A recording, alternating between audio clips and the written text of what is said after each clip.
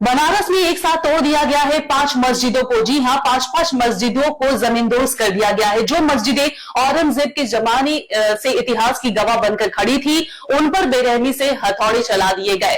इस पूरी कार्रवाई के दौरान सबसे ज्यादा चौंकाने वाली बात यह रही कि मौके पर मीडिया, फोटोग्राफी और वीडियोग्राफी पर पूरी तरह से पाबंदी लगा दी गई थी, ताकि यह सच, ये दर्दनाक तस्वीरें दुनिया के सामने ना आ सके। करीब 1800 से ज्यादा सुरक्षा कर्मियों के कड़े पहरे के बीच इतिहास के पन्नों को मिटा दिया गया। विकास के इस सरकारी बुलडोजर के आगे उनके आस्था की चीखें सुनने वाला कोई नहीं था।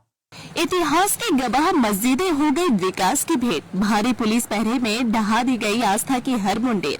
बनारस के दाल मंडी चौड़ीकरण प्रोजेक्ट के नाम पर आस्था और इतिहास पर एक बहुत बड़ा प्रहार किया गया। सोमवार की सुबह करीब 7 बजे जब पूरा शहर जाग ही रहा था, तभी डीआईजी शिव हरि मीणा की अगुवाई में भारी पुलिस बल, पीएसी की 7 कंपनियां, सीआरपीएफ और आरपीएफ की बटालियनों के साथ प्रशासनिक अमला दाल मंडी पहुंच गया। सबसे पहले पूरे रास्ते को टीन शेड लगाकर बंद कर दिया गया, ताकि कोई वहां आ जा ना सके और ना ही कोई इस मंजर को कैमरे में कैद कर पाए। इसके बाद 200 से अधिक मजदूरों ने हथौड़ों की मदद से मस्जिदों के मीनारों और दीवारों को तोड़ना शुरू कर दिया।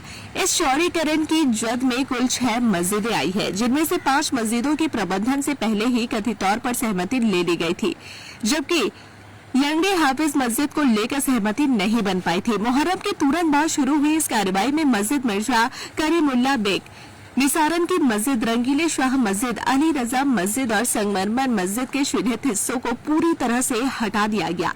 इन मस्जिदों से जुड़े स्थानीय लोगों और मुतवलियों का दर्द इस वक्त बयां नहीं किया जा सकता। निसारन मस्जिद के मुतवल्ली मोहम्मद आजम ने भारी मन से बताया कि इस ऐतिहासिक मस्जिद का निर्माण उनके पुरखों ने साल 1826 में कराया था और 1929 में इसे सरकारी दस्तावेजों में दर्ज किया गया था, जहां एक समय में 250 से ज्यादा लोग नमाज पढ़ते थे।